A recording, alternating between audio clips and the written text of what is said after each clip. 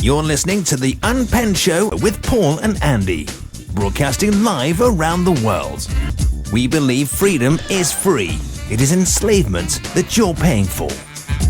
If you ain't mad by now, you're not paying attention. So here we go again, and it is Tuesday the 7th of May 2013, just after 9 p.m. on live on Block Talk Radio. Hello, mate. Good evening, Paul. Okay, my name's Paul. I'm sat in with Andy, and tonight we have a guest.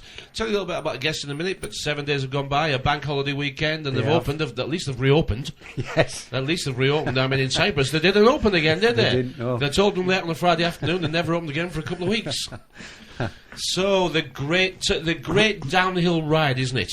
Because I think that's what we're doing, isn't it? This is the roller coaster, and this is the descent, isn't it? It is. We're on the descent. And we scream on the way down, don't we? We've got our arms in the air. Yeah, exactly. The faster we go, the louder we scream. Yeah. And it is actually, in an upside-down world way, the most exciting bit of the ride, isn't it? Yep.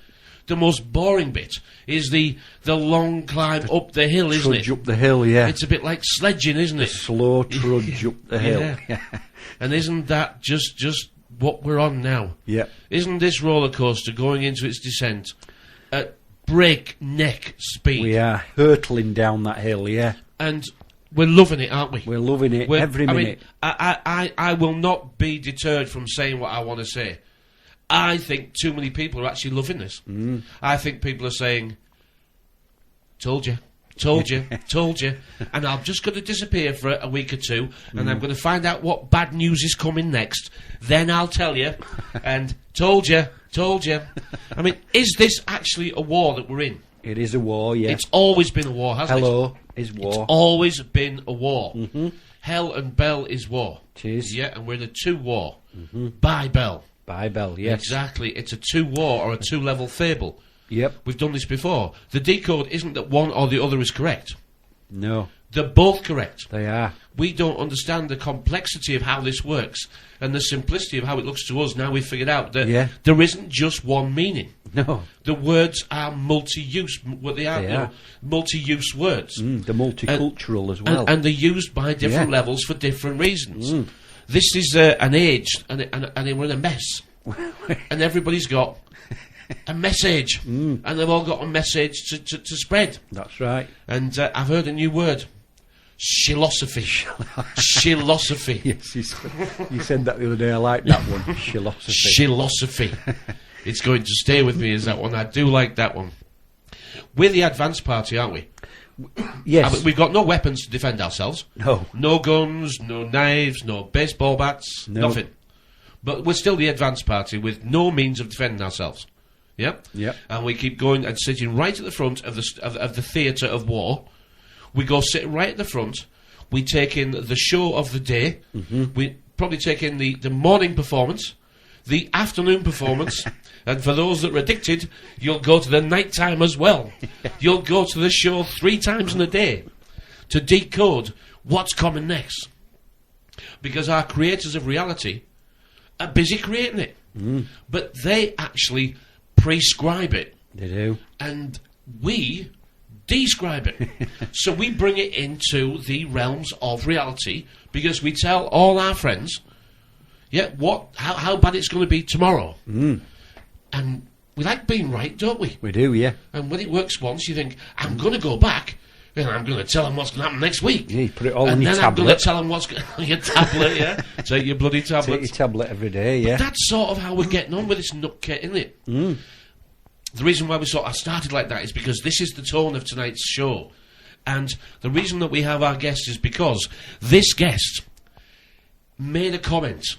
And I thought, somebody else gets it like we get it. So, let's introduce him then, shall we? Let me find out my my little... Here we are. We press this button here. And we have on the show this evening, the gentleman's name is Mr. Clint Richardson. He's produced films The Corporation Nation, The Great Pension Fund Hoax, and Lethal Injection. The Story of Vaccination. They're 3 main movies you can find at thecorporationnation.com. He's an avid blogger, realityblogger.wordpress.com, that blogger with just 1 G in, remember. All the way from America. A very good afternoon to Mr. Clint Richardson. Hello, sir. How you doing, Paul? Very, very good. Thank you for joining us in the UK this evening. It is just after 9 p.m. UK time. And basically, I just did the intro there, and I was hoping you'd let me get through it, and you did. Thank you for doing so. The reason that you caught my attention is because you put a post up, and I read it, and then I got to your blogger site, and then I went through some of that, and I thought, oh, I like the sound of this gentleman. I do like him. Because you've got to the point that we've got to, and I have inside with me this evening my pal Andy. Good evening, Clint. How you doing, Andy? Yeah, very well. Yeah, you've got to the point that we've got to, which is this internet thing is not the spy who loves me, but it pretends to be the spy who loves me. And we have to use it like, I would say, a fire, a ball of fire. It can be a welcome addition, or it can be a dangerous servant. Well, you try to explain to people that the internet isn't real. It's sort of the artificial construct, or the matrix, if you will, that's been built up. And see, the problem is that it's really hard to explain, but people actually feel like they're doing something, and I think that's the whole purpose of this whole social media thing, is that people feel like they're participating in something when actually they're not. You know, government isn't monitoring everything that you do on the internet. It doesn't care that you say you don't like what government is doing, or you don't like that you're being touched inappropriately. Government doesn't care what you have to say in a conversational forum or format like the internet. So all these forums and all of these things, they're great for venting, but that's all they are. In order to do anything, you're going to have to step outside of this comfort zone that we call the internet, this digital realm, and you're actually going to have to put yourself out there. You're going to have to take some dangerous steps, like I just did. I got felt up by the TSA, and now I'm going to sue the heck out of them because I didn't consent to any of their actions. So, you know, you actually have to do something physical. And by that, I mean you have to step out of the artificial realm of the internet, and you actually have to enter the legal realm, which is still artificial, but it's the realm where government actually is. So talking conversationally, talking out of Webster's dictionary ain't going to do a thing for you.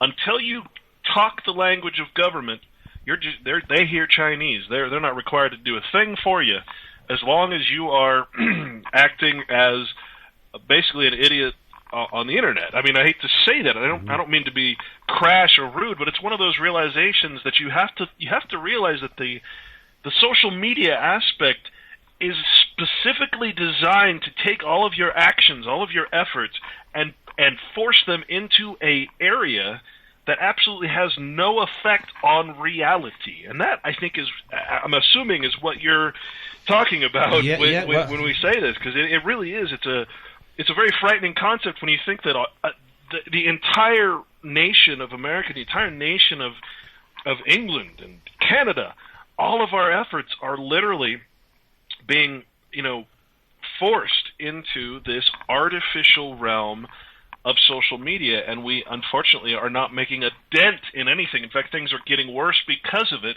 because we're not putting ourselves out there in the real world. I call it Neverland. Now, the internet to me is Neverland, and that is that the plan is that we never leave. We fall in love with it because it answers all our questions and gives us everything we need on demand. No longer do we have to sit in front of the television and be programmed. We happily go and do it ourselves. And the simulation, this is a simulation of reality, and we like it because we don't really have to do anything. And with this second life, this second, I call it a zombie-type existence, because this is what I would say the animation of the persona, the alter ego. You can be whatever you want on this, and this allows you to see that ego and act as if it's real, that persona, that personality.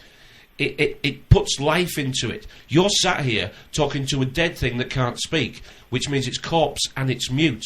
Well, put corpse and mute together and you get computers. So we bring life to it with our persona, and for me, it's the dance of the zombies. Yeah, and I always tell people, I always forewarn people that I'm writing a book. Actually, it's my first venture into actually putting something down on paper as opposed to this digital realm. And basically it's about the straw man, or what we all call the straw man, the artificial person, all the contracts and everything else. And I'm going to go very deeply into that. What is the name and all that? Well, one of the aspects of that is to break down this movie that everybody talks about, but no one ever really figured out. And I believe that I've finally gotten to the point where I actually understand what the Matrix is, because I went frame by frame through this movie and looked at all the props and looked at everything that was, and there are so many things in that movie that people just don't see or don't have the current knowledge to see.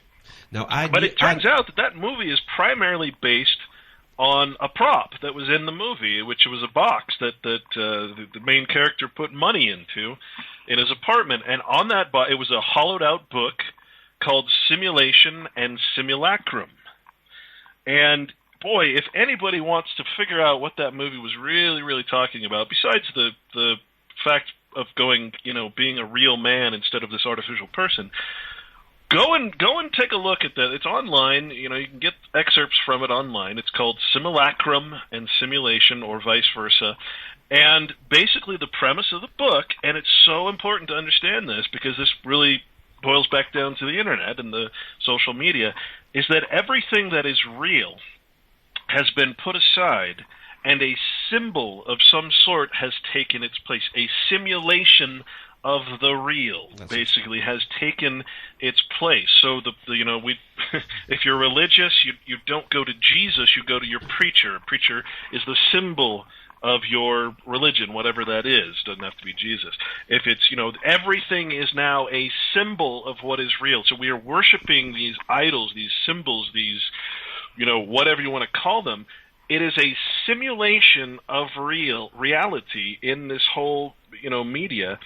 And yet, we don't recognize what is real. So, I highly recommend people. It's a very difficult read, but boy, if you get what's in that book and you get what this guy is saying with the whole simulation of reality, boy, everything starts to make a lot of sense. Well, yeah, I'm delighted. We've got no messing about, no niceties, no intros, just straight into it. This is what I love, really.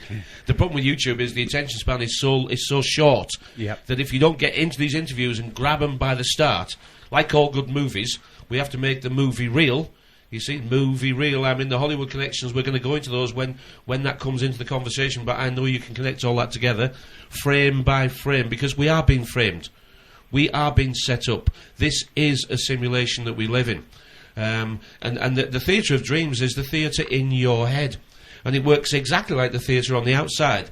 With the sun shining through the reality that we see, it goes into the lens, which is your eyes, and the picture is flipped and played at the back of your head. And that's the movie theatre that they're actually basically hijacking, counterfeiting, stealing from us, and putting their own movies in there. And that's exactly how I see reality, or a version of it. And even as we speak, history is being rewritten in Hollywood with all these movies that are coming out. You really have a generation that's growing up believing the history that they're being shown in a fictional setting. And it's very frightening when you start actually learning true history, looking at sources that aren't taught in your government-sponsored schools. Yeah, it becomes a whole new playing field, a whole new world. We were talking off air. The Boston bombing that happened, and by the way, to your listeners, I apologize for my horrible American accent. It's okay. But I pulled up after that Boston bombing, for some reason I'd read the report from Iron Mountain, like 10 years ago. Yeah, and didn't really have much meaning to me then, but for some reason that stuck with my head, and I realized that this Boston bombing, there's absolutely no reason for someone to set off, some random kid or even a terrorist group, if there is such a thing, to set off a bomb and kill a bunch of innocent people for absolutely no reason. The only person, and by person I mean corporation, by corporation I mean government, the only corporation that has anything to profit from that is the continuity of government, is the portrayal of fear to keep the people loyal to the government who will protect them from that thing that is causing them fear and terrorism. And I realized, boy, if you really go through that report from Iron Mountain, which everybody should be doing, and you can apply this to any state of the world, any country, any government, I should say, because it's all about the continuity of government and not allowing, not allowing peace to destroy government, because peace is the worst thing that can happen to a government when you're talking about the support of this whole,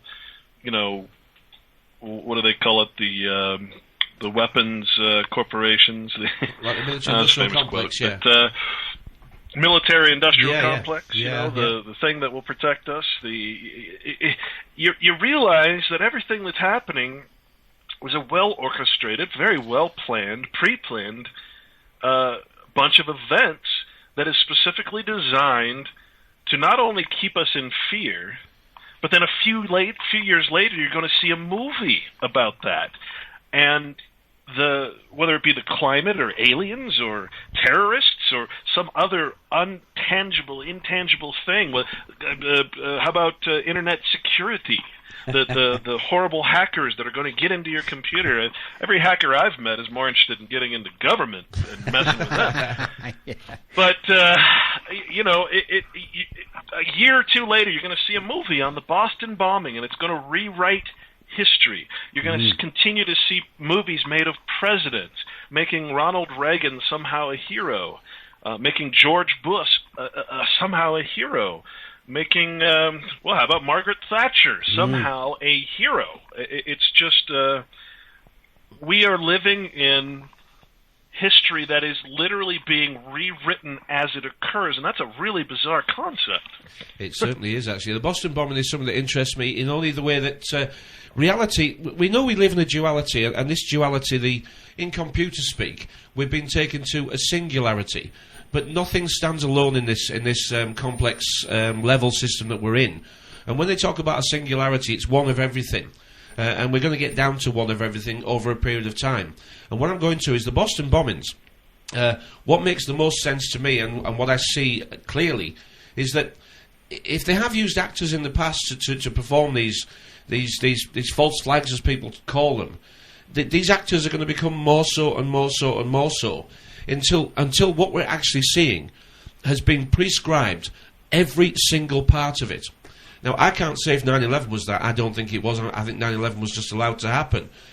We've got 7/7 in the UK here, and the atrocities that happened on 7/7 were identical to a drill that was being performed at the very same time, with the very same stations, the very same story. The drill was running at exactly the same time as the 7/7 bombings actually happened. And you start to think, yes, they can't take chances in anything here. It must all be prescribed by them, described by their controlled news media, and subscribed to us by us. Well, I think you also have to stop and consider something that I never had considered myself. But you kind of have to realize that they're also going to make mistakes. They're also going to leave loose ends, and they're going to make it possible and even promote themselves the so-called conspiracy theory that's around this. So they're not going to pull off a perfect operation, because you have to have, in any society that has a functional government, whether it be in war or peace, you have to have that duality like you're talking about, which is one set of people against another. One people calling the masses the sheep, and the masses calling those people the conspiracy theorists. And you always have to have that duality: the right and the left, the up and the down, the center and the whatever. I absolutely agree. And so you got to realize that these guys are purposefully, in my opinion, of course, are purposefully leaving these loopholes open. Yep. For other people to say, oh, well, look, wait, there's a loophole, there's an open end, let's follow it. Yep. And of course, it leads to something that was planned for someone to find, and it's and we all go on the internet and we say, look, it's obvious this thing was a planned thing, and yet none of us have gone into the court to say that. Yeah. None of us has filed a proper legal document naming names. None of us has followed the chain of evidence that is required for such a court case. I mean, none of us do the right thing is the point, because we're all stuck again in our avatar, in our as you say, this dualistic thing where we think we're participating in something, but really we're not. Every complaint that we send as an email to our government goes right into the digital trash. It takes up no space whatsoever. government loves the fact that you're going to complain to it online because it's digital. They don't have to file it away in some, paper or copy it into the computer. It's just a one-button click, sends you a form letter. It says we received your inquiry, and we'll get back to you possibly sometime in the future, and they're done with you. The problem, but we're a little bit stifled in that. I mean, we can try, but here, the justice system, the criminals' justice system here, which is designed just to protect the criminals, as I'm sure you're aware, we don't have any solicitors, barristers, or lawyers that are prepared to take this to the courts and fight. I mean, we've had a few speak out, and I've contacted a number and none of them have come back to me. They're not prepared to go any further than just writing a little bit that appears in one of our dailies. They'll write a little bit and say, this is wrong, this is this, that, but most of them have retired as well by then. Right, yeah. And you think, well, who can we get to help us with the fight? Because we don't have the legal expertise, but we have the will and desire. Well, see, now you're falling for... No. I mean, even the most educated, the most open-hearted and open-minded person can fall for it. Because you're saying that there has to be some hero that's going to come and save us. Who can we turn to? Who is the person? And all the time, the person is you. Like I said, you have to be willing to put your foot out there and put yourself in the line of danger. Clint, let me stop you, Clint. Why would you go to a government, a bar or a barista or any of those offices that are government offices to complain about government? It doesn't make any sense. No, hang on a second. I knew you were going to go there, and I wanted to finish that point. And I was going to say, why do you think no solicitors and barristers and lawyers speak out? Why do you think they do a little bit and then go back into the shadows again? Because they're paid to. I realise that's the point that I was making is, why can't we find these people to make this fight easier? Because they have the experience that we don't. I was getting to the point of saying, because they are owned by the system, we believe they're there to help us. It's nothing of the sort. No. They are there to protect the criminals. And when we learned that it's no good running to these people. We have to do it ourselves. So I was getting there. I promise. I believe you. I know you. I know you well enough to know that you're no fool. Yeah, but, I mean, if you think about it, I mean, go to any movie, and there's always... You got Batman, you got Iron Man, you got... whatever man, it's always a hero that's going to... The Avengers are going to come and save the planet. Well, wait, and of course it's government that's hiring the Avengers to save... I mean, Superman now, we're going to have another Spider-Man. Yep. Thank God we have all these fictional heroes to make us feel that if a problem ever occurred, we'd have a superhero to save us. Well, there's no such thing. The only hero and the only advocate, for that matter, of you and your rights is you. Mm-hmm. And I think that was one of the primary points in my little journey here over the last 10 or so years that really woke me up to a point where now I can see from the top of the mountaintop, I can look down and I can see where all the mistakes are made. And that was the realization, again, that there is no power of the people. No. Because when the people have given over their sovereignty, their individual sovereignty, and I hate that word because really sovereignty shouldn't even be used, I don't think. But when you join the body politic, when you become a citizen, when you give up your natural state as a man and become this artificial construct, contracted under government, you sign what's called a unilateral agreement, which is a contract, but only signed by you, which is a very important aspect to this, because if there's no other signer to that contract, you're the only one that can change that contract. Mm-hmm. So I could literally go in and change the entire vehicle code as it applies to me, because I'm the only one that signed the contract. Yep, technically it's not as a contract, unilateral signer.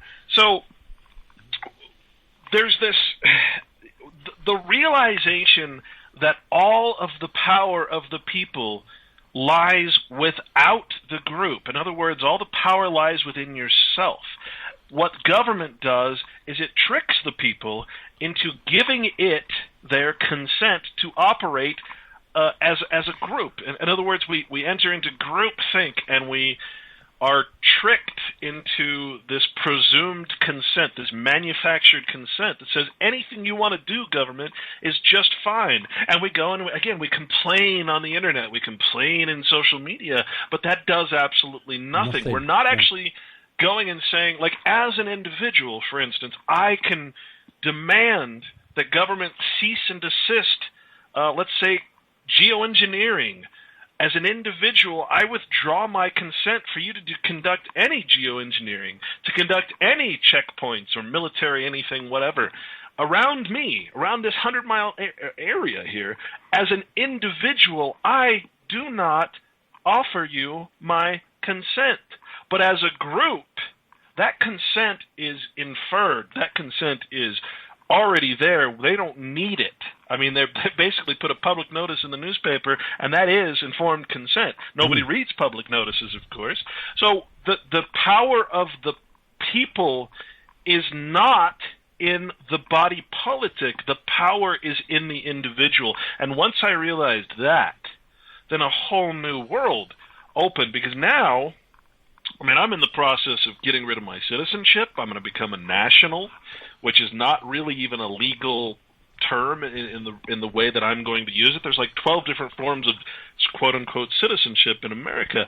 I'm going to get rid of my driver's license. I'm going to get rid of my voter registration. I'm going to get rid of all of that stuff and not have anything to do with government, because it turns out that everything is based on that Social Security number. And I'm going to withdraw that puppy. I'm going to withdraw the original application is what I'm going to do. So that thing never even existed as far as I'm concerned. And therefore my driver's license doesn't exist. And therefore this doesn't exist. I don't exist anymore as an artificial person. And that's really, if anything is ever going to change, people have to become, in the United States, I'm using the United States, of course, as an example, we have to become the people of the state, not of the central government that puts its corporate power over everything through contract. We actually have to withdraw from that central government. That's the only way anything's going to change, because all of the power of the central government relies strictly on everybody in America being a resident of Washington, D.C., and not of their state that they live in. And that can be applied, of course, transcontinental to basically any government. Withdraw. Why are you contractually obligated to the Queen or to the Prime Minister? Who says, other than him, that he has power over you? I don't know if I'm putting that in proper context, but the power of the individual is the only power. The only other option is for you to be part of a sovereign nation, which means that you have no power or rights other than the political rights assigned to you by that sovereign. So, I'm ranting. Well, the passion is great to hear. I mean, you've embarked on a journey, some journey that many people won't choose to take. And I venture to ask you that should you be successful in managing to shake off these shackles, as it were, the Social Security number and the restrictions that are placed on you by the driving licence and other registration documents that you may or may not have, where will you be at that time? I mean, should you manage to escape the clutches of the rules and regulations system, where will you be at there personally? I mean, will you be restricted on driving and that sort of thing, or do you still intend to drive? Well, I mean, I'll certainly continue to drive my truck, and I'll simply put a plate on the back of my truck that says farm use, non-commercial use. I mean, and see the real basis of that is the driver's license. And of course, the driver's license is solely based on the Social Security number. That's your number, the number of the beast, I call it, because Social Security is now in over 130 countries across the world. It's no longer, it never was really just a United States thing or a Britain thing. It's run by the World Bank, for God's sake. It's run in the United Nations under the IMF. That is what Social Security is. United States has like 13, 14 different countries it contracts with under Social Security to ensure each pension fund, which is what Social Security is, gets paid. Now, what that does to the citizen here, I don't know how this applies to other countries, but I would assume it's very similar. You've basically entered into a contractual obligation because you're part of a pension system. You're part of something that will eventually pay you a dividend. Yep.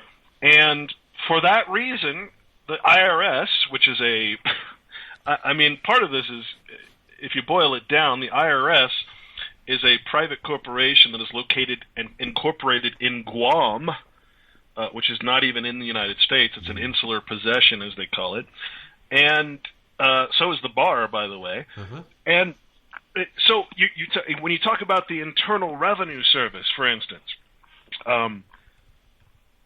are we talking about the actual Internal Revenue Service, or are we talking about the revenue? I can't remember what it's called. The Revenue Service that is actually located in Guam, because that's the one that they come after you with. And I mean, it's really simple to send them a letter and stating, look, you're a third party incorporated in Guam, and I am simply not a taxpayer, because if I don't have a Social Security number, I cannot be a taxpayer unless I'm an employee of government, and likely an employee of government has to have a Social Security number. So the whole thing is based on that number. Now I go to DMV and I say, well, look, I don't have a Social Security number, so any contract I have with you or any unilateral agreement I've signed that says I agree to follow your rules is absolutely invalid. I don't care when it was signed. I don't care. You know, I'm the only signer to that contract, therefore I'm the only signatory, which means I'm the only one that can change or alter that contract. Let's go to a bank. I've signed a unilateral agreement, a title, that says I'm going to follow the amortization schedule of my loan. Well, guess what? I'm the only one that signed that agreement. The agreement has nothing to do with the actual home. All I've done is entered into a ridiculous contract that says I'm going to pay the bank principal and interest, which is all profit, because the bank never loans you any of its own money. Yeah, that is. I'm the only signatory of that title. Therefore, I'm the only person who can change. So let's go back to the matrix, okay? What is the secret? How do you change the matrix? How do you manipulate it to your will? How do you escape the agents of the matrix? It's really simple. You withdraw or you alter the contract that you've signed, because it's not a bilateral contract. It's simply you signing a bunch of rules that some government agency has made up. You notice that government doesn't sign these contracts because government isn't a real person. Well, it's artificial. It does not have a signature. You keep using the word contract. Signing an agreement that says you're going to follow the DMV or the motor vehicle code or whatever it's called over there. You're going to follow the Social Security card. You're going to be a good taxpayer. I mean, all of these things are nothing but agreements. They are not in any way a binding contract between two people. But they're, at the same time, if you don't follow the rules of that agreement, you've basically signed your name on there stating that you can be punished. You can be put in pain for disobeying what you agreed to. So how do you alter the matrix? It's simple. You're the only signatory. You're the one. I'll put it to you this way. Now, I'm a big fan of Larkin Rose. I'm a big fan of anybody who promotes what's called the voluntary society, right? In other words, we should not be coerced. We should only have natural rights. If we choose to have political rights, great, you can contract. But really, no political right should ever harm the natural right. And if we don't know the difference between those two, that's paramount to understand. But, you know, they talk about, and I highly respect it, a voluntary society. In other words, we enter into private contracts. Government has nothing to do with it. What we haven't realized is that this whole time we have all been in a voluntary society. We sign agreements, or in this case we call them, again, unilateral contracts, uni meaning one, lateral meaning you're handing over your powers, your rights, and a contract meaning you're bound by what's in that agreement. So a unilateral contract, and you're volunteering to do that. Now, in the case of a Social Security, there's no way that you could have signed that contract because it happened when you were born. So all you're doing is withdrawing the presumption of the original application, and that thing never exists. It's not attached to you anymore.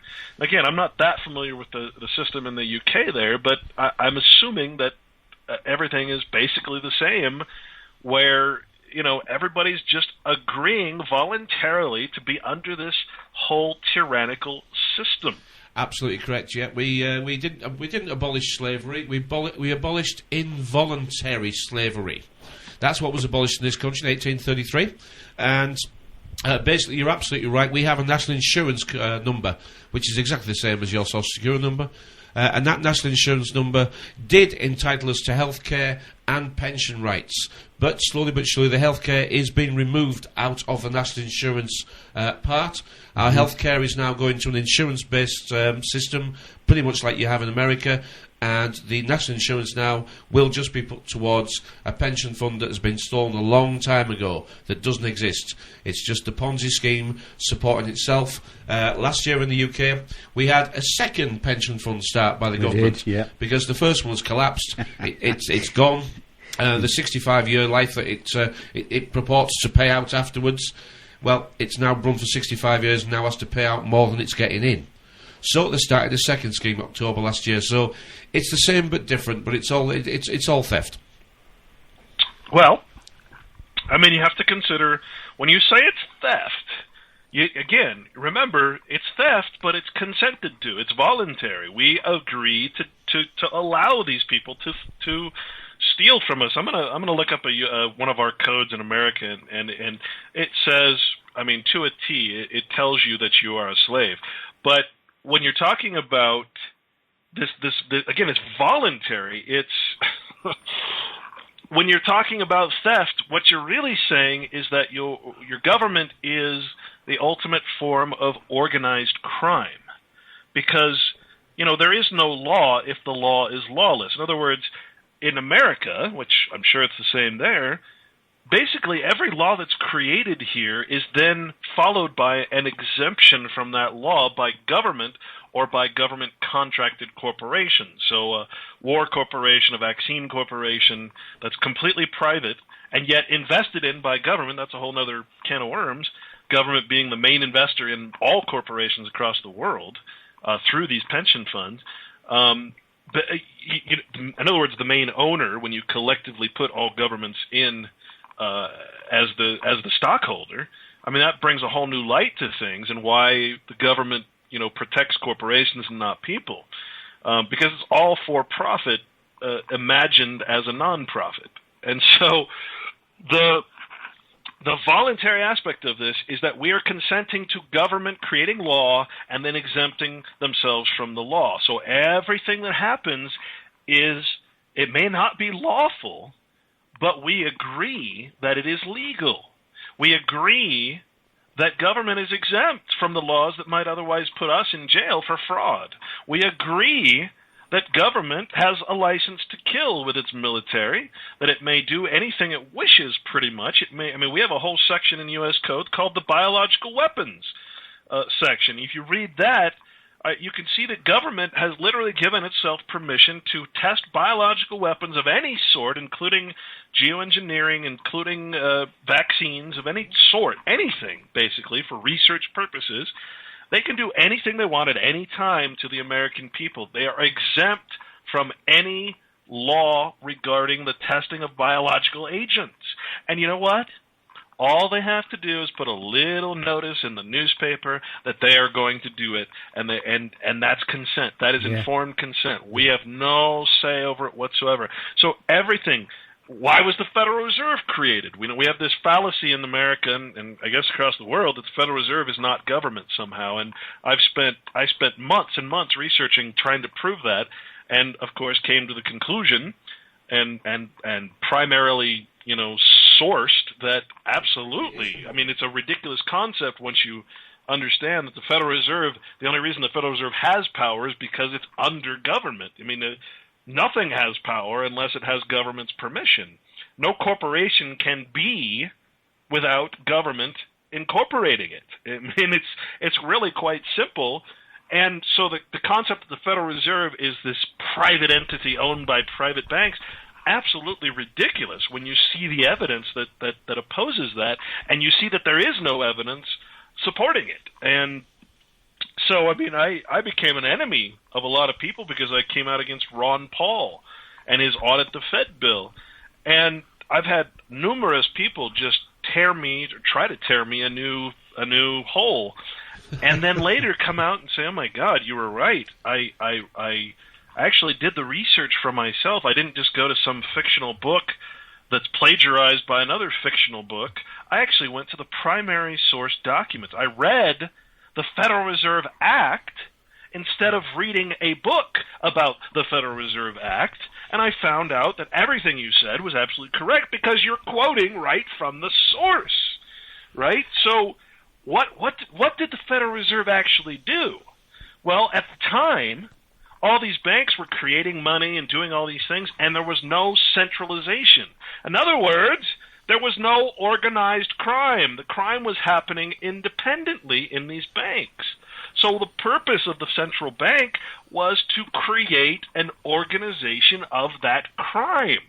Now banks, in order to participate in this horrible crime, the derivatives market, the toxic asset market, the bond market, all of these things, they have to get permission from government to do an illegal act.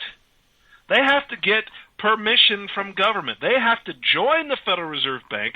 Not only do they have to join it, they have to have a certain amount of money to put up to buy stock. Well, this is not ownership stock. It says right in the Federal Reserve that every bank is required to buy stock. It's not a choice.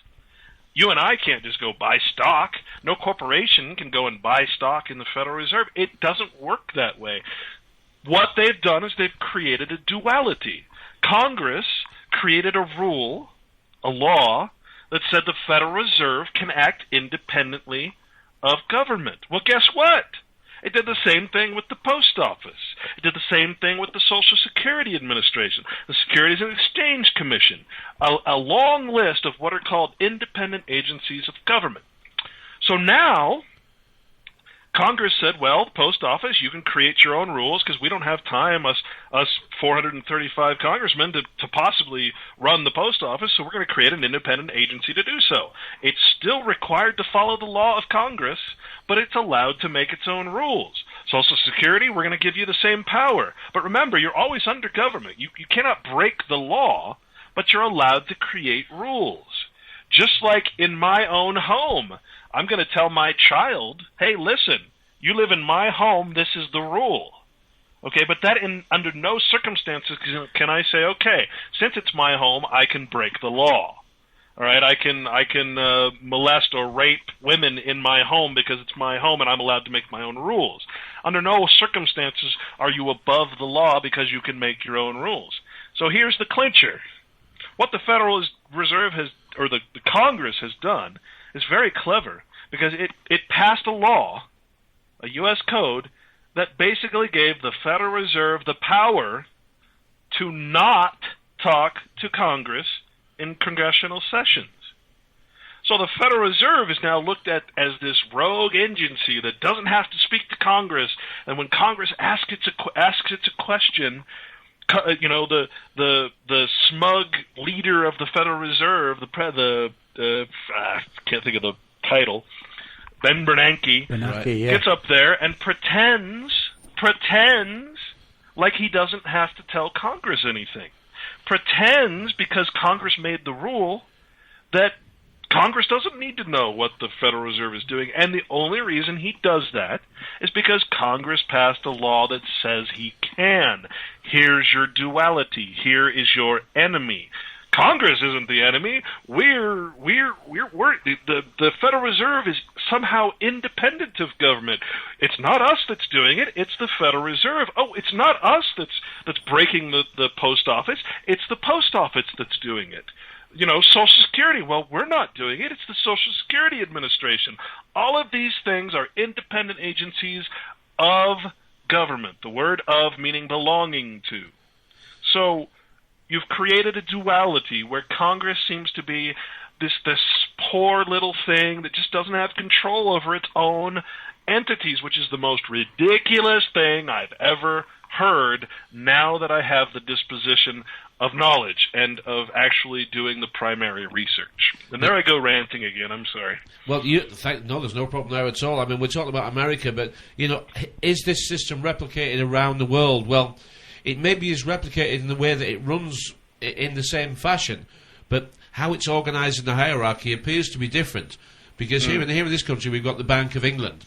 Now this is the oldest central bank, the very first central bank, 1694, and this bank, well, to find any information on the Bank of England is almost impossible. I have looked and looked and looked and looked, and all I can find out is that the government actually owns the bank itself. But as for the shareholders and as for the money creation, very, very difficult to understand how that works.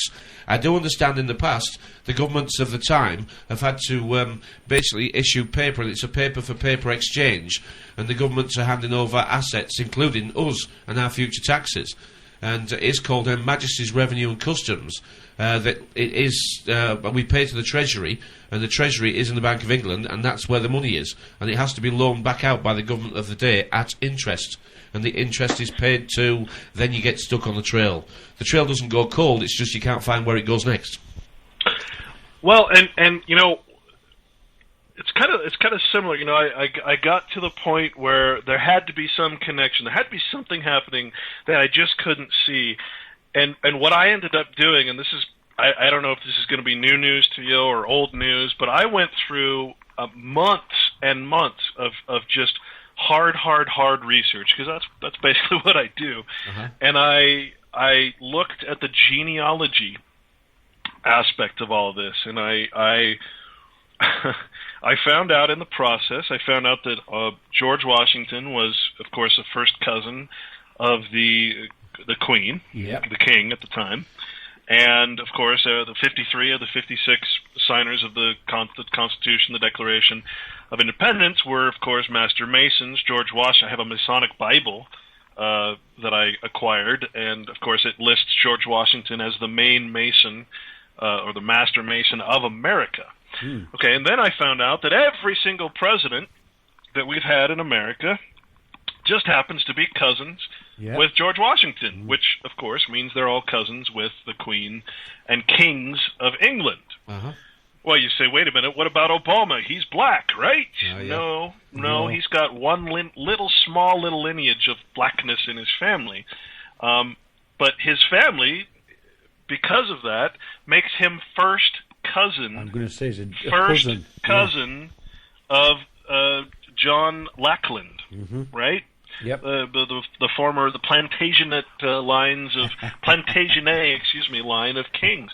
So, I mean, what we have in America, what I found after much research, is that everything in America, every president, almost every congressman, any governor, anyone of any power, all the actors, every single darn one of them happens to be cousins in this bloodline of the queens and kings of England.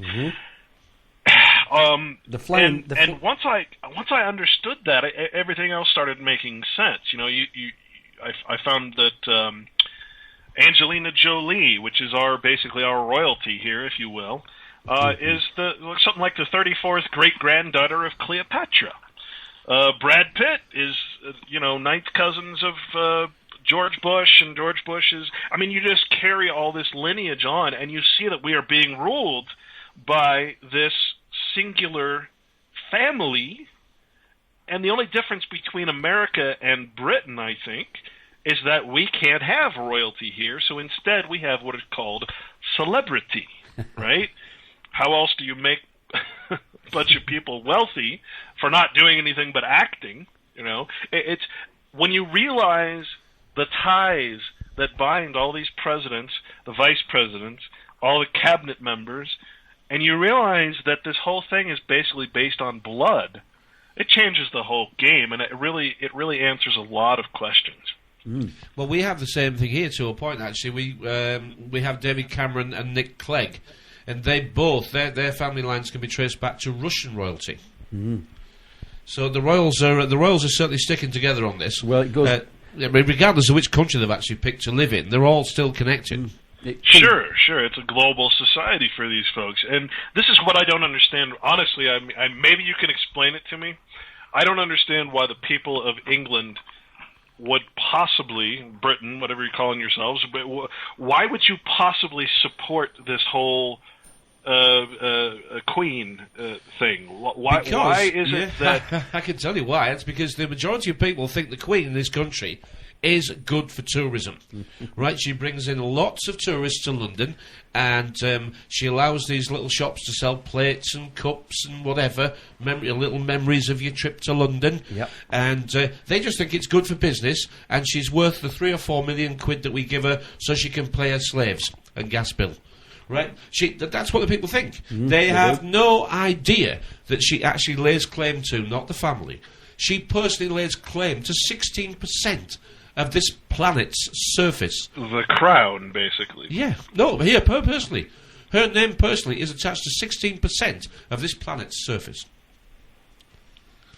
I know. It takes some believing. Her powers, I can't remember what they're called, but the something powers, her prerogative basically is, I mean, she has all the power in the United Kingdom, which of course is the Canada and you know, all these other countries. And that's another thing I don't understand is why in the heck is Canada allowing the Queen to change their entire, I mean, to basically hire and fire the Prime Minister? What is it that makes the people allow this? I still don't understand. I mean, I understand what you just said, but at some point, doesn't the whole thing become a little ridiculous? I mean, no, we're a long way. Like I said, why are we volunteering our subjection to such powers? I don't understand. I mean, I say that, of course, as someone who used to not think this way, of course, and be one of the good little citizens out there. But at the same time,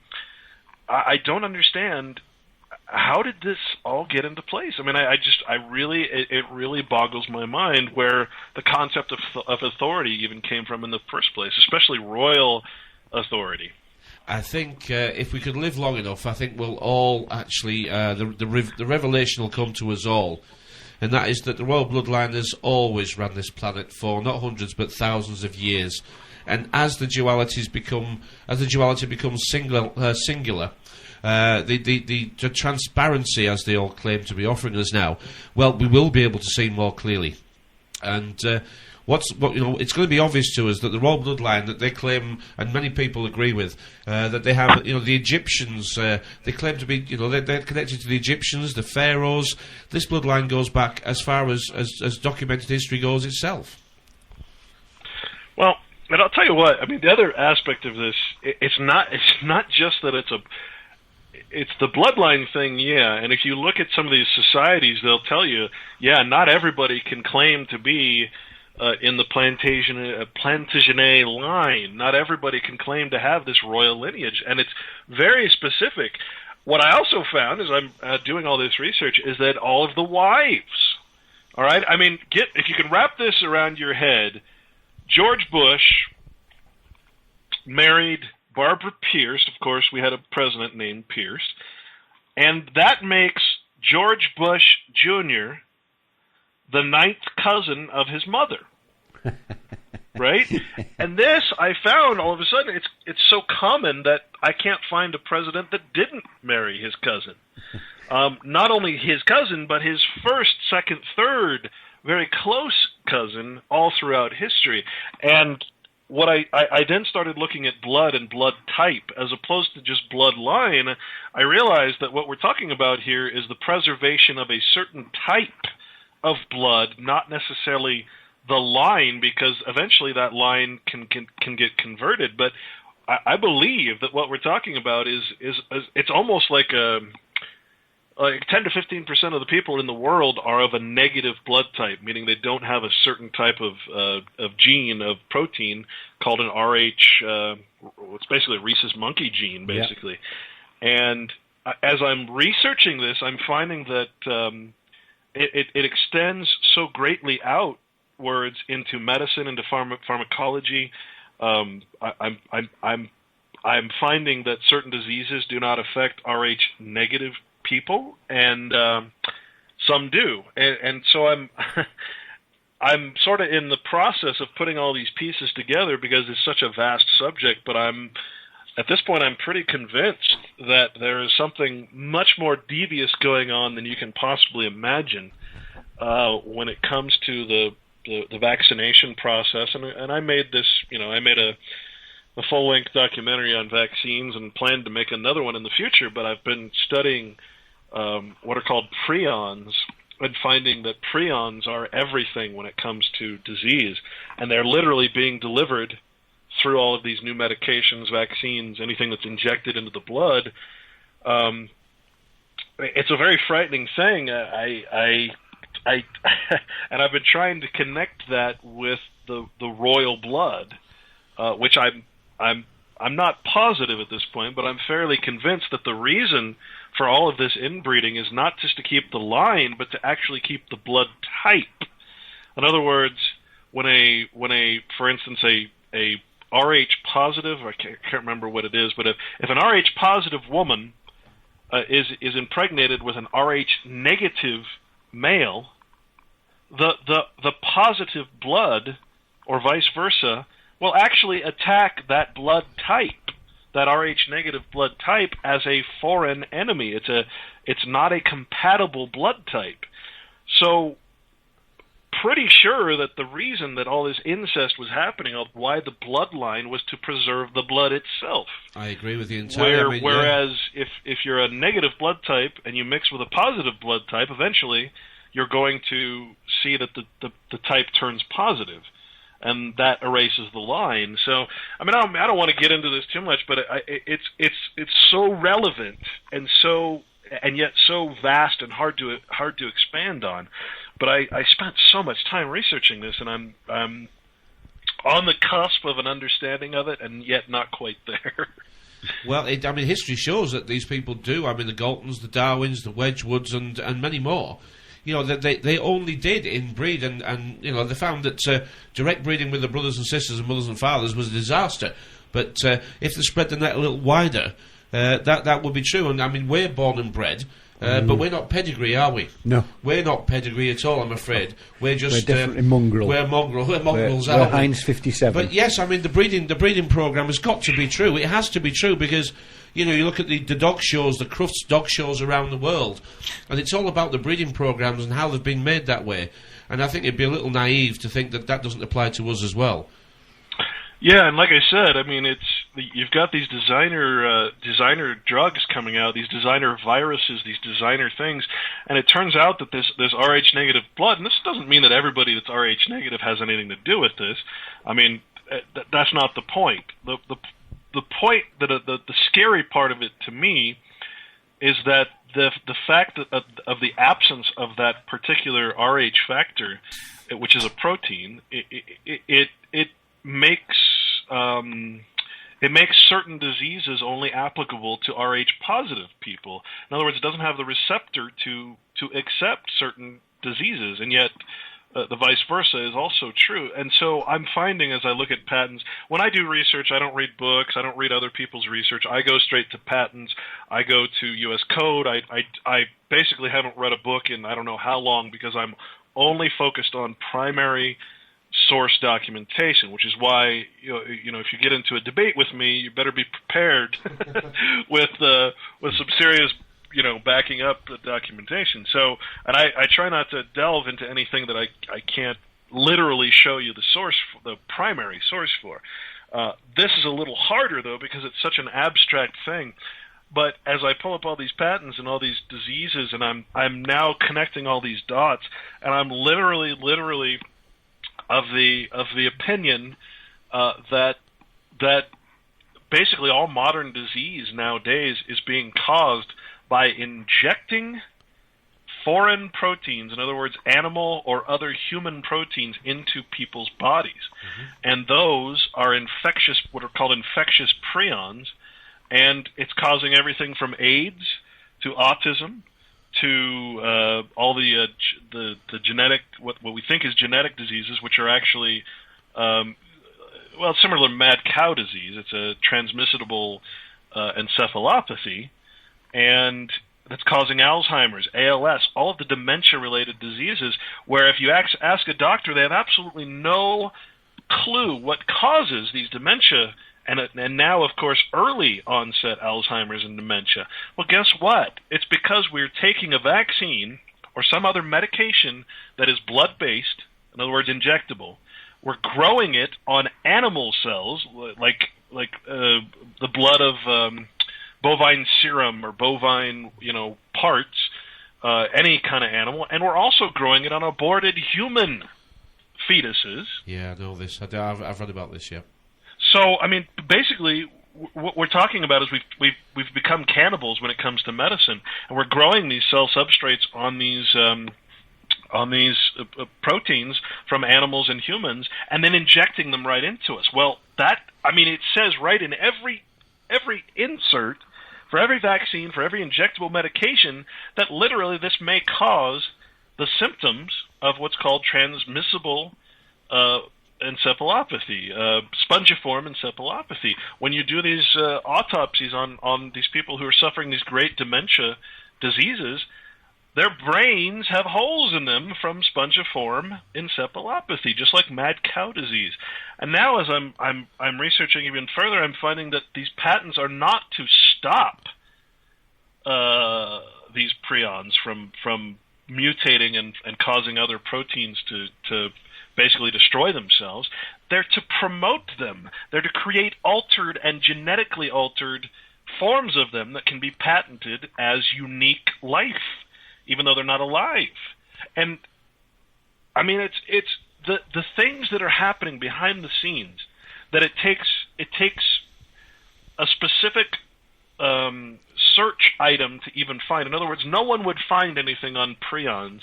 Maybe if you're searching for zombies, you might find some obscure reference. But unless you know what you're looking for, and specifically state in your search engine that you're looking for this and that it's fact, it exists, I know it exists, I'm not asking if it exists, I'm finding that most of the modern disease that's being caused is being caused by this one thing, and the management of that and the creation of that is being implemented on a scale that I find hard to believe, and it's all happening behind the scenes. No doctor knows about it. Ask a doctor what a prion is, they'll probably tell you they have no idea, even though it's seems to be the cause of most modern disease. So again, I don't want to get off on a tangent like this, but I mean, I really, really feel that this is part of the enslavement, because it's a huge multi-trillion-dollar profitable industry to make people sick and then offer to, cure their symptoms but not their disease, because you're creating the disease. And that, I think, is perhaps the most dire reason why we need to wake the heck up and stop letting, for instance, government regulate what is medicine, what is healing. Why is it illegal for me to scientifically heal somebody and go to jail for it? Well, it's because government is the main investor in all these pharmaceutical corporations, both national and international. So when you look at the main stockholder, it's government. Who's getting the dividends? Government. Who's making the laws that allow corporations to do what they do without getting in trouble? Government. Because, again, government is organized crime. It is. It's all cooperations, isn't it, really? I mean, we say corporations, but actually it is cooperations, isn't it? Cooperation, yeah. We're taught to believe that the government is there, and they call themselves servants, and are there to act in our interests. And, of course, nothing could be further from the truth once you look a little closer. It doesn't take a lot of studying to work that out. But the governments have the ability to control our lives, and the corporations have the ability to bribe governments to control our lives in a way that is beneficial for government. And that's we've got to start thinking that is what's been going on for an awful long time. It's not new. The only thing new to this game is the people who find it. Yeah. The game has been running for a long time. Yeah. Yeah, and it's not a pleasant place to be. It's not, unfortunately. Waking up, as they call it, the 9 levels of waking up. It's the more you become actualized, self-aware, the less appealing. The less appealing life is itself. I mean, there's no entertainment. There's no. There's nothing that appeals to you anymore.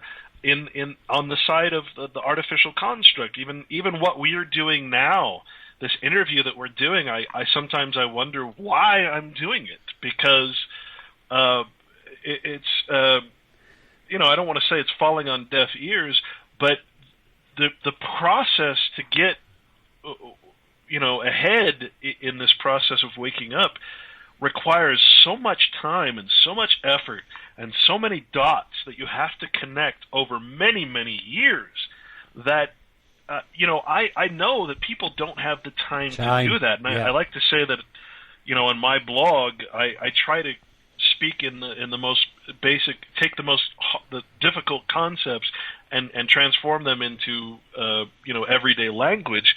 But it's very difficult when you have a belief system that's based on basically government propaganda, movies, television, all of these things. Again, history being rewritten as we speak. As it happens, it's being rewritten. So, I'm both frustrated at the concept of being an individual, and yet I realize that the sole power that I have is to recognize myself as an individual, and I don't mean the legal term individual. I mean I'm a man and nothing else. If I want to be truly free, and I guess that's something we gotta talk about, freedom. If I want to be truly free, a free man, then I have to always be alive. Correct. I can never, ever suffer the presumed, opinion of government that I am an artificial person. I must never show to government that I am an artificial construct, that a contractual person, because then government has no power. Because government only has power over non-living things. Well, the thing that we have to firstly we have to grow up, don't we? That's the first thing. We do have to accept that we don't know much. We have to accept that at one point we didn't know. And you talked about freedom and waking up. And I think for me, as my journey moves along, I mean, what you were saying there about why am I doing this? What can I really achieve? We have this every Tuesday night, don't we? Yeah. Every Tuesday. I was just going to say that every Tuesday. We've got to try and do something, and we have to try. Yeah. We have to try and be attractive in a way that you see. The shows that we do, they're not comedy shows, and we don't make people laugh, but we try and get people to at least sort of go, that sounds interesting. We play with the words all the time. You use the word contract. To me, when you use the word contract, I hear the word make smaller. And I'm sorry, the word what? Make smaller. Contract. You see, contract and by contracting us, we act against ourselves. In other words, we act contra to our best interests. But we haven't been. But we're not smart enough to realise we're doing that. And the education that they give us. You talked about a primary source. Well, we go to primary schools in this country. And those primary schools teach us to read and write and get a good grasp of mathematics, or at least they used to. But then we go on to a secondary education. And when you look at that properly, you've got what you need. The rest, the secondary stuff, is perhaps what you didn't need anyway. Because it's a second-rate education. Unless you want to go and pay thousands of pounds for what might be a first-rate education. So all these words mean different things to me when you talk. But let's get on to freedom, and how on earth do we describe... Well, okay, so, again, one of the most pivotal moments in my life was when I really started digging into the legal dictionaries, because once you realize that government is on a completely different language than you are in your everyday life, you have to understand, if I'm going to say, well, I have freedom because of the Constitution. Well, what does that mean? First of all, the Constitution is nothing but a debt compact. In other words, if you're a constitutor, you are a debtor. So all of these things in the Constitution are legal terms. And a lot of them have an opposite meaning of what we've all grown up to think. But the one that really got me was the word freedom. Because when you say the word free and you say the word freedom, it turns out that these two words are the absolute opposite of each other. So if you look in any legal dictionary, I always start with Bouvier's 1856, because that's the closest. It was actually accepted as part of the Constitution, part of the Supreme Court, part of Congress, and actually commissioned by Congress, because to me, it's a very honest dictionary. It includes the eugenics opinions of the time. It includes the real structure of thought that was happening at the time that the Constitution was signed. And that's why I like to go to it as opposed to any other dictionary first and then go from there. Well, if we actually go and we read what the definition of freedom is, it states liberty. Well, okay, but liberty is also a legal term, not just a conversational term. But here's what it actually is. See, freedom we're talking about, not being free, but freedom. You see, freedom, it states, is the right to do what is not forbidden by law. Freedom does not preclude the idea of subjection to law. Indeed, it presupposes the existence of some legislative provision, the observance of which ensures freedom to us by securing the like observance from others. In other words, it forces the observance of freedom from others. Well, wait a minute. We've always thought that freedom meant being free. You know, we live in a free country. Well, actually, no. There's no such thing as a free country because a country is a political term. Free and country don't belong in the same sentence. Okay, so if I'm free to do what I want, that means that there is no law, there is no government, there is nothing that can tell me except God and my personal world view, my natural law, basically, as I see it. There's nothing that can tell me that I can't walk my dog without a leash or do all these things. But if I have freedom, I have a contractual or political right. Whereas being free is my natural right, freedom is my political right.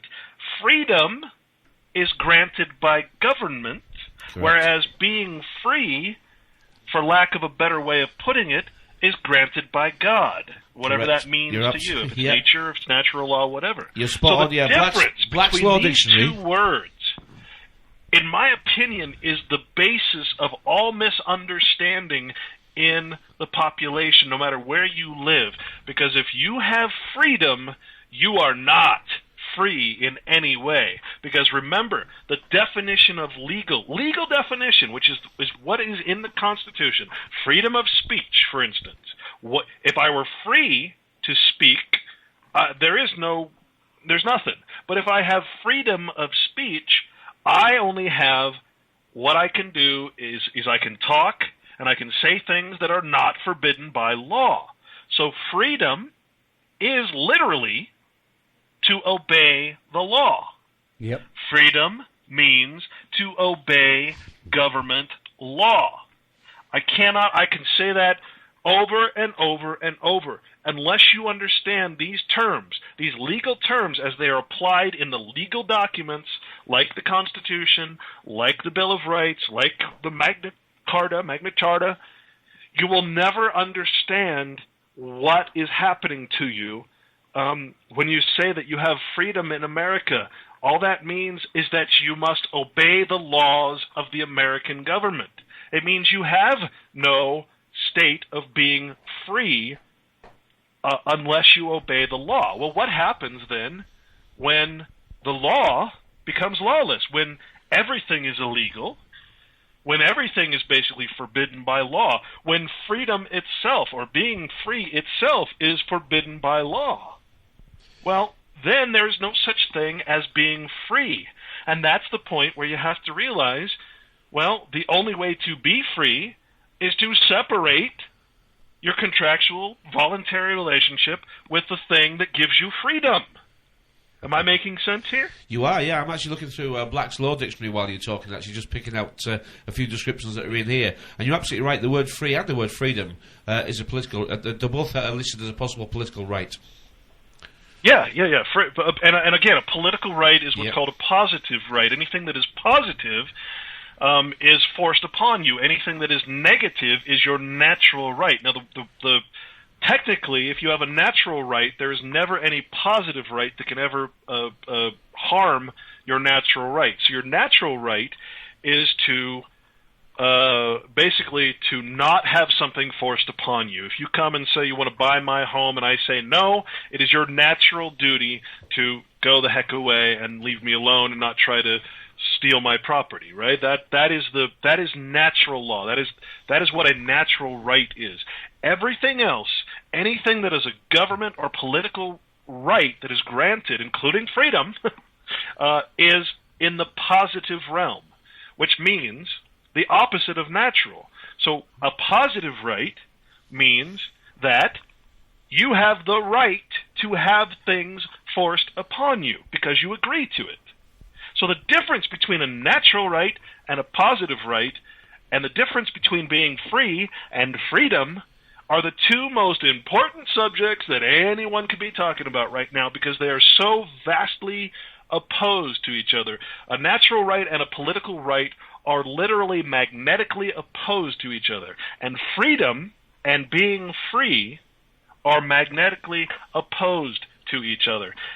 Boy, you try to tell this to the average person, they will look at you like you're crazy, which is why I say I feel frustrated trying to get this across to people. But we've had plenty of that over the years. I can tell you, people looking at us like we're nuts. I mean, this journey starts with as many mistakes as you can possibly make as quickly as possible, isn't it? Yep. You know, the stuff we did. I mean, you're you're certainly not free when you're born. You're completely dependent on your mother, and then you, as you stated so eloquently in the beginning of the show, you hand over what you finally can take care of yourself. You hand over everything to government, who then becomes your parens I can't remember the Latin term.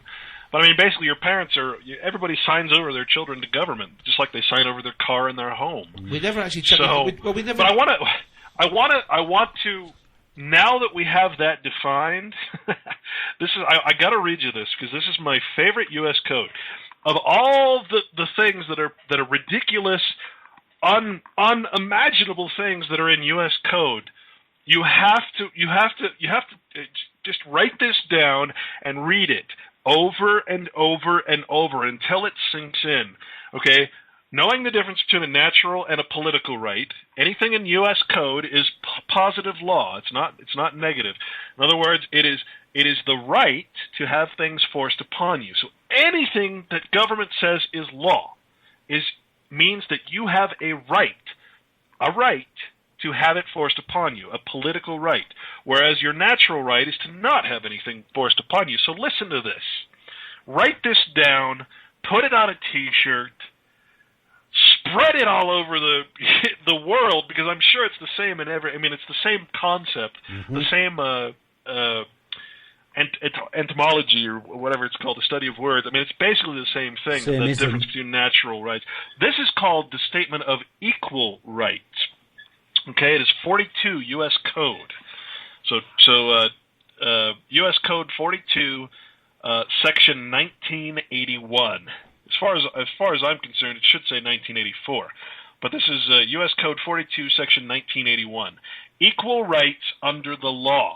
Oh, well, I mean, right there, we can tear that apart. There's no such thing as equal rights. That doesn't exist except in a political realm. What that means is that you're taking everybody and you're giving them equal status. Okay, status is not natural. Okay, now women are equal to men. Everybody's equal. No one is special. Everybody's equal. And therefore, government draws from the pool of equal people all of their consent at once, which is why the individual is so darn important. So, okay, so here's what it says. 42 U.S. Code, Section 1981, Equal Rights Under the Law. Section A is all you have to read.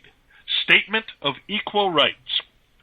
Now, it starts off sounding wonderful. It says all persons, meaning artificial persons, within the jurisdiction of the United States shall have the same right in every state and territory to make and enforce contracts, very important, to sue, be parties, give evidence, and to the full and equal benefit of all laws and proceedings for the security of persons and property as is enjoyed by white citizens. Well, I mean, that doesn't sound so bad, does it?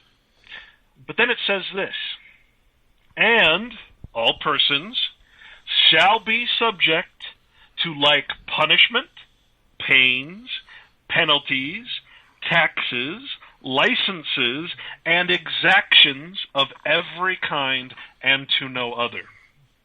I'm going to read that to you again. All persons in the jurisdiction of the United States have the right, the political right, to be subject to punishment, pain, penalty, tax, license, and exaction of every kind, and to no other. Okay? Now, perhaps you understand the difference between a natural right, which is the right to not have punishment, pain, penalties, taxes, licenses, and exactions of every kind forced on you, and your contractual or legal right, your political or positive law right, which is to have punishment, pains, penalties, taxes, licenses, and exactions forced upon you. That is your right. And so again, you have to distinguish between what a right is in your natural realm and your political realm, because everybody confuses the word right and confuses the word freedom to mean something other than what it actually does. And so you cannot defend yourself if you don't know what a right is. If you don't know that it is your right to be put in prison, how can you defend or say that that is not my right? I do not consent to that right, right? I mean, if you're signing a unilateral agreement that says, yes, absolutely, I love U.S. code, and therefore I love the fact that government wants to put, can at any time tell me that I can go to prison, be put in pain, taxed, licensed. Most important word here is the word exaction. So go to your Black's Law, or go to your Bouvier's Law Dictionary, and look up the word exaction. What is exaction? It's extortion, literally translated to extortion. It has a very, very small difference. But basically, when you look up the word exaction, you will find that it's defined as extortion. So you have the right, you see, the positive political government-granted right to have the freedom to obey the law of the police officer who gives you a citation and exacts money from you. Yep. This is why I've got this one U.S. code, again, is perhaps the most telling, the most indicative thing I've ever seen of how enslaved we are to our own ignorance. Yep, I've just found exaction, and it's exactly what you said. It's demanding. It's basically demanding money. And more than his. I'll read it exactly. Actually, let's have a look. I'm saying exactly now. That's another word that I don't want to use now. Let's have a look. Exaction. The Black's Law Dictionary, 9th edition. The actual is the act of demanding more money than is due. Extortion. Number 2, a fee, reward, or other compensation arbitrarily or wrongfully demanded. Marvelous. So it is your right to have money demanded from you wrongfully and against the law, basically. I mean, that's what it says. That's your right. And boy, if people just... It took me years and years to fully understand this concept of what the legal and natural... everything has a natural and a fake or artificial meaning. And boy, once you start really looking up all these words, you look up the word constitution, you look up the word freedom, you look up, everything is such an illusion. It is such a lie. You go to these rallies and they talk about freedom, and you realize that they have no idea what they're saying, and that they truly believe that the word freedom means to be free.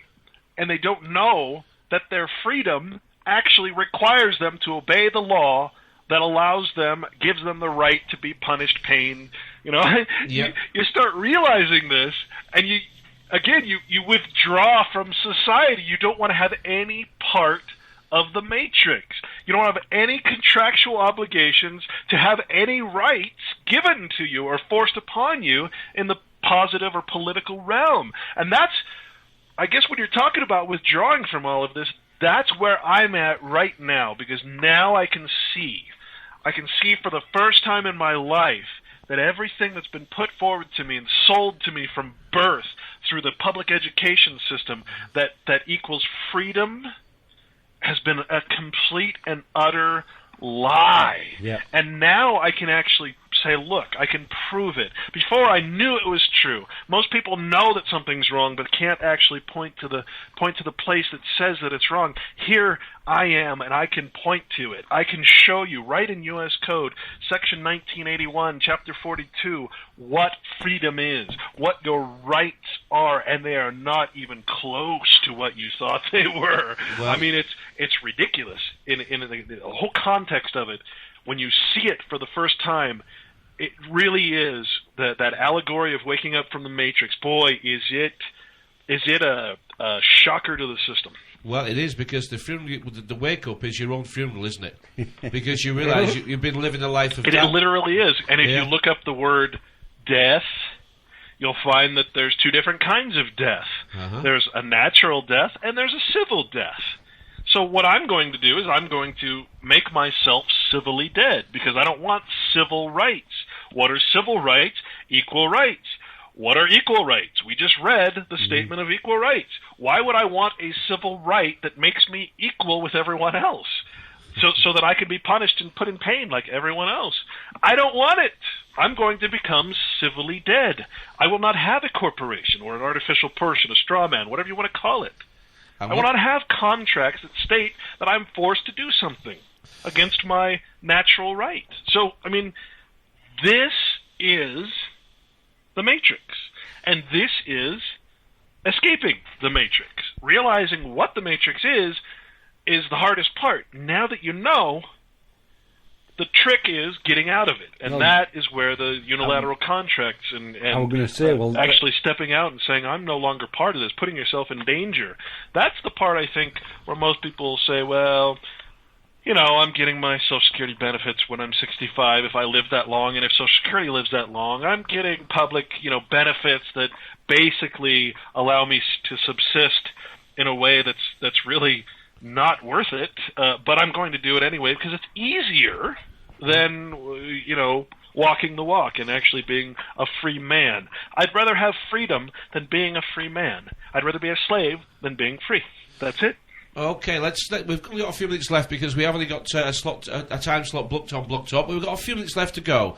Now, can I ask you to perhaps, let's look a year or 2 or 3 or 5 or 10 in the future, and I think quietly us here in the UK are hoping that the news, and as it's pouring over here from America, is going to wake up a lot of people in the UK, because we really are a very sleepy nation compared to the numbers that perhaps you're picking up in America. I mean, am I right in thinking that America is starting to stand up on its own 2 feet and consider a fight back? Well, I hate to say that, because again, most of the people that are standing up are only doing it again in the social media realm. They're we're trying to teach me and a few partners. I mean, again, I don't have a business. I'm not doing this for money. I'm not. You noticed I haven't tried to sell you anything. I mean, I don't have any wares. I don't have any. I'm not going to scare you into buying my product because you're going to have to. You won't be able to survive without it. I have nothing to sell. The only thing I'm trying to do is not be alone in this. To have a educated citizenry. Well, that's probably the wrong word. An educated people who are not afraid anymore because they realize there's nothing to be afraid of. There's no power without consent. So I think there's a lot of people, and I certainly wouldn't lay claim to the reason for this being so, but I think there's a lot of people that are starting to wake up, as you say, but not in the way... not in the way that inspires confidence in those people. In other words, you got to go through the crazy year or two. People want to make a change. They want to act, but they just don't know how. And again, it takes forever to figure out actually how. And I only have my 2 hands and my 1 mouth, and I'm trying my hardest to really put this stuff out there. But you can only reach so many people at a time, and most people are not interested. And this is why I say, yes, there's a group think that's starting to happen, but that might be the most dangerous thing. You might have a bunch of people who are following Alex Jones, for instance, but Alex Jones isn't revealing the solutions to these problems.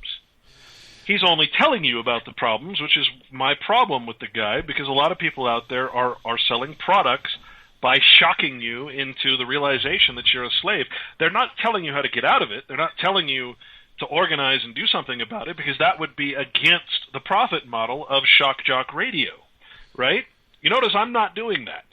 I'm actually trying to tell you to be a man, whether you're a female man or a male man. If you're going to be free and you're a female, you're going to have to realize that you're a man. Just like a female horse is a horse, a man is mankind.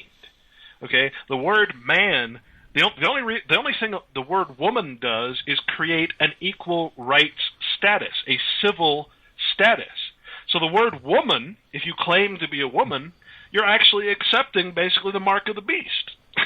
So there's a few women out there that have really come forward and said, forget this feminist crap. You're a man. You know, you can be feminist all you want, but realize that under the law, under the natural law, you are of a species. That species is man.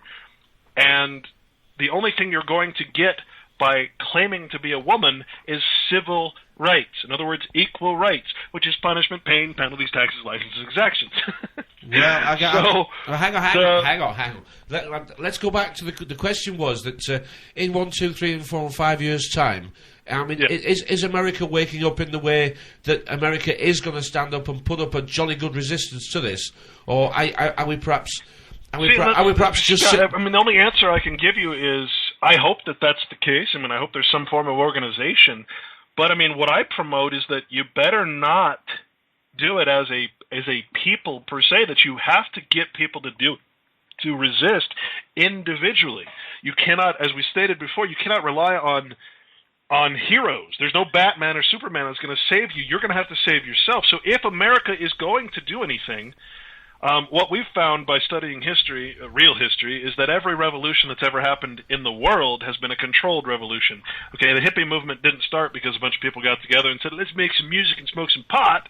No, most of the people in the Laurel Canyon movement, they were daughters and sons of high military generals and admirals. Okay, this was a very planned event. The introduction of drugs, the introduction of mushrooms, was a very planned thing. All revolutions, you see, when they're in the group mode, are planned events. So if America's ever going to wake up, they're going to have to do so on an individual basis, and they're going to not, they're going to have to withdraw basically their consent and their support for this central government that's doing all this crime. Well, these they're are the things really that we're have trying to to support do. their state, support their local people. That's the only answer I can give you. Otherwise, there's no point in having an organization, because government's always going to be a bigger organization, and any revolution that happens is going to be guided and planned, and it's never going to change anything. It'll change the symbology of it, but it'll never actually change anything. You'll still be a slave with equal rights, basically. Okay, well, what I was going to say was that this revolution that everybody talks about, everyone's got a different picture of what revolution is, but the majority of people think it is wandering down the road with your placards, with your political statements on there, shouting and bawling to try and change the world. That's not the world that you live in, really. The revolution that you're looking for is inside your own head. Exactly. Because that's the revolution, that's the circle that you keep going round in, but every time you go round, the view gets deeper, your understanding, your depth improves. People think, I mean, if you've got a drill and you start boring, you get deeper. We think the word boring is of no interest to us. Yet every time we go around a revolution, we learn more and get in deeper, don't we? We do, yeah. And hey, I got one more legal definition for everyone to look at. It's another one of my favorites, and that is the word solution.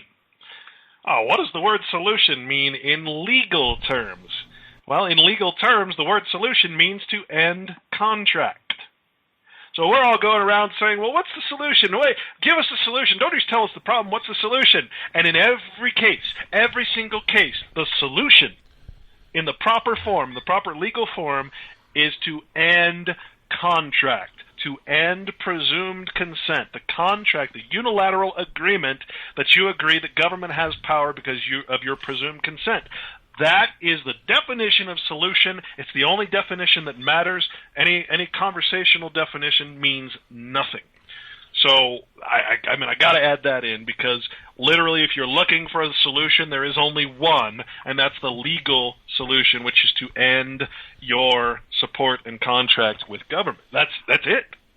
Well, you're absolutely. I mean, I agree. That's what we say every week. That if we don't actually get into these council meetings, if we don't get in to find out what's going on there, learn the system, then learn the system in a way that we can use it to actually, never mind defend ourselves, we need to start attacking. These people are attacking us every day. I mean, we pay taxes day after day after day. These people know what they're doing. This is a war construct that we've been living in our entire lives, and we don't recognise it because we think it's normal. This is completely normal to 99% of the people. I mean, half the people, I think, actually do know how this system works and are happily benefiting from it. And the other half haven't a bloody clue how it works and pay all the bills.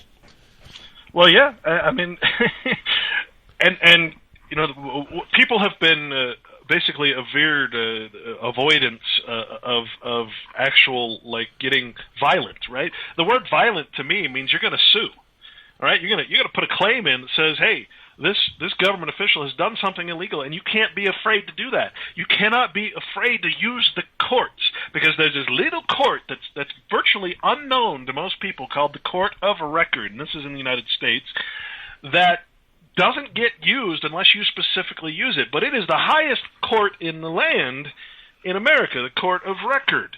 Okay, we all go into the Court of Equity, which is this private, you know, half the time the justice centers, which have nothing to do with law. They're all administrative law. We want to avoid that. We want to start suing. You don't sue for money, okay? You sue for all kinds of reasons. You don't have to sue for money. What we've been taught in the media is that everybody's sue crazy. They're trying to sue for $1 million because McDonald's spilled hot coffee on me. That is not the purpose of the court. The purpose of the court is to express violence. In other words, to express, without getting violent, literally, to express your distaste, to actually make a change in what's happening, to create new law through the grand juries, to actually utilize the courts. But you cannot be afraid of the court. You just have to utilize it in the proper form, which of course is the hidden form, the stuff you might not be able to even read about. You have to learn this stuff. So we have to not be afraid to sue. Sue. And guess what? It doesn't cost you anything. You don't need a lawyer. You don't need to. Another thing I don't tell people is do not act pro se, because that means you're acting in an artificial capacity representing yourself. No, you're just yourself. You're a man. You never enter into an artificial capacity. You stay a man by entering into the Court of Record. You never allow it to be administrative, because the only thing government or courts can administrate is artificiality. So you stay in the court, the proper court. All your documents should be filed by the court clerk, which is a different position than the clerk of the court. There's so many variances that have been set up to confuse people. When you walk into a court, the person you're talking to, that's the clerk, is not the person you should be talking to, because that's just administrative. That has nothing to do with what you want to do. Do not be afraid to utilize the courts, but avoid trying to make courts are. It's not a for-profit model. It is for lawyers, but you don't want to be an attorney. You don't want to be a lawyer. They're the dreg of society, basically. You want to act lawfully in the lawful court. So, unfortunately, that is one of the things that's going to happen. People are going to have to start demanding things, not asking, not getting on their social media sites and saying, gee, I wish government would do this. Oh, please, government, stop harming me. Stop extorting from me. Well, they're not going to do that. It's the law that they can. Well, the thing about this abusive relationship, you have to do so by suing. Let me get in. Suing is not a bad word. Clint, let me get in. Okay, the thing about this abusive relationship that we're living in is that if we let this abuse continue, it's going to end like all abusive relationships. It's going to get worse and worse and worse, and if we stay long enough, they're going to kill us. So we're going to have to stand up eventually, grow up, and fight back using the methods that they've used to enslave us with. That's for sure. Yeah, they're killing us slowly. I know. You sit back and take it, or do something about it. Mr. Clint Richardson, our time is up. Too, I traveled the other day I went through the airport and I set up basically a case because I informed the TSA here that they could not touch me and that I didn't consent to any of their screening process, and they basically molested me against my consent. And so I'm going to sue. I'm going to become the poster child of what I'm saying. In other words, I'm going to walk the walk, and I'm going to sue these people. Not only am I going to sue the TSA and the airport police, but I'm going to sue those people acting under the color of law of the TSA and the airport police. I'm going to sue them personally for their property as remedy for what they did to me, which again was to molest me, to touch my private parts against my consent. All right? So I'm not going to just talk about this. I'm going to actually walk the walk. You see what I'm saying? So I'm going to sue. I'm going to get it in court. I'm going to actually try to change the law to where they have to tell people that all of this is voluntary and requires consent. So, I mean, I'm going to take action as an individual to try to help the group. That is what people need to do. Always act individually, never as part of a group. It's okay to be organized with a group, but you always stay individual. And everything you do should be designed to help everybody, not just yourself. Well, that's a tough thing to get people to do.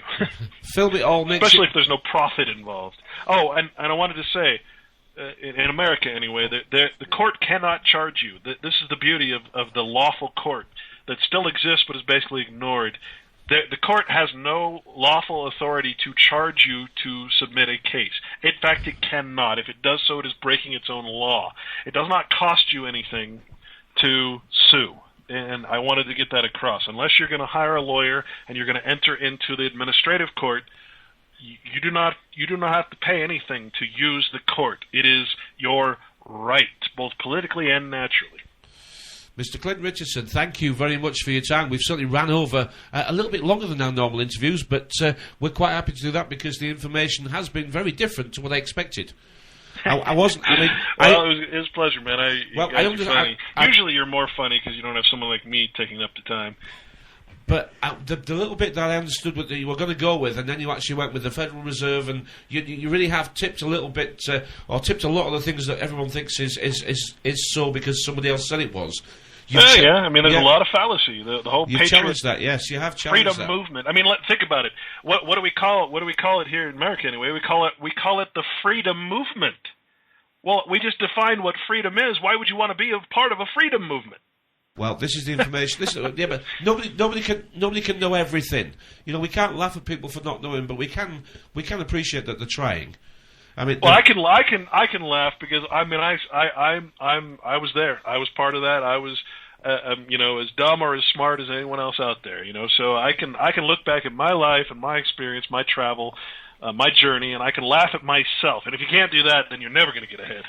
It takes a long time to get to the position that you're in, and I recognise and certainly resonate with a lot of what you're doing. I thoroughly enjoyed reading your website, your blogspot today more than anything else. I've enjoyed going through quite a lot of that. All the details, this is actually going to be on YouTube tomorrow, so all the connections to you and to us will be actually below the video that people are watching on YouTube. And realityblogger.wordpress.com, but just one G in blogger, that's right, isn't it? Yeah, not the best website, but gosh, I've had it for so many years, I never thought it would get to the point where it is, so... Well, you're doing something which is more than most people are doing, and we're all trying. If we all do something, something will change eventually. We all have our own ways. The ways to the way to win are whatever you're prepared to do, isn't it? Some people just want to read, some people just want to talk. But yourself and myself and Andy and a few people that we know, we're getting frustrated with the fact that we want to get things going, changing, doing. Really trying to get in there. And you're going to get hurt along the way. You're going to lose along the way. But losing's all a part of learning how to win. Yeah, it is. I mean, like I said, I got molested, and I had a police officer grab my arm and put it behind my back and push up and basically make my arm hurt for about a week without ever saying I was under arrest or anything else. So, I mean, you're going to have to face a little danger if you want to be free. I mean, it's basic, it's Life 101, there. No 2 days are the same, are there? Some days you think, oh my God. And other days you think, no, I wouldn't go back. I can't go back. And do you know what? Knowing this stuff, yeah, I got this far because I wanted to know. And now I know. Now I've got to do something with it. So, yeah, I enjoy it in a macabre sort of way. I wish it wasn't this way, but it is this way, yeah. But remember now, this goes back to duty. You know, you have a right, and the opposite of a right is a duty. So you can't just sit on this.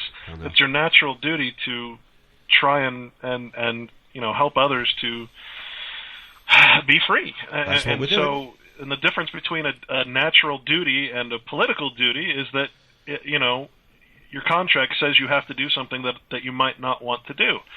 Again, you're talking about when you sit. What you're saying basically is that you have a duty, a natural duty, to try and change what's happening around you. You can't sit and watch children being molested and raped. You cannot sit and watch government put people in jail for no reason whatsoever. You cannot do that. You have a duty to other people and yourself to help them. And that's what it boils down to. It's your natural state of being. And the more you realize that, and again, the more you become a man, the less you will ignore what's happening around you. We asked for it, and we've been given it, We've been given the gift of the present, and here it is, and we're going to unwrap it and deal with what's inside every day. I love it. I actually love it in a macabre way. Would I rather be doing something else? Of course I would. I'd love to be sat with my feet up, but I can't. You can't. Andy can't. We can't. We'll do what we can and see where it takes us. Mr. Richardson, thank you for your company this evening. Thank you very much. Absolutely. Thanks, Andy. Cheers. All right. Cheers. I'll speak to you after we finish the show off, and I'll send you a copy of the MP3 if you want it. Sure. All right. Catch you later. One of our longest interviews. That was one of a gentleman who had a lot to say. He did, a lot to and share. I was quite surprised at the Federal Reserve and how it's, as usual, once you think you've got the hang of it, it just gets worse, doesn't it? It just gets worse. You think, I've got it. And then it bloody changes again, doesn't it? Yeah. I wrote, while I was talking through it, I always like to make a few notes, and at the very end there, I wrote down time and money, and that's where they've got us. We haven't got the time to sit down and research all. Obviously, Clint has there. He's had time, and I didn't get a chance to ask him for some reason or other. I don't know why I didn't get a chance to ask him.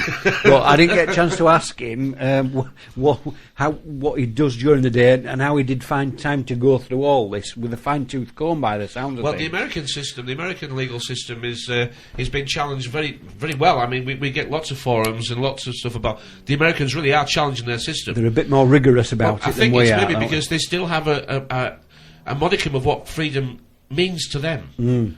I think we perhaps lost touch with freedom a little earlier than they have. Yeah, a lot longer. We've no guns, we've no knives, no baseball bats.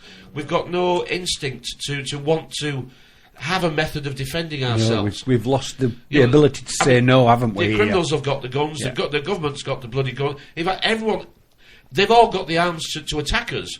But all means of defending ourselves has been removed. Has been removed. And we don't feel uncomfortable with that. No. Anyway, the end of the show. It is. Again. Another Tuesday. Uh-huh. Do we have a guest next week? We may well have. Right. We may well have a guest. We'll know when we get there, won't we? We will. All right. My Facebook, your Facebook, everything that Mr. Clint Richardson has got online, we'll stick also. Thanks to Phil. And thanks to Phil. And thanks to Nick in Cornwall. Left another nice little comment from last week's show. He's a top fella. So he is, yes. All right. Till next week.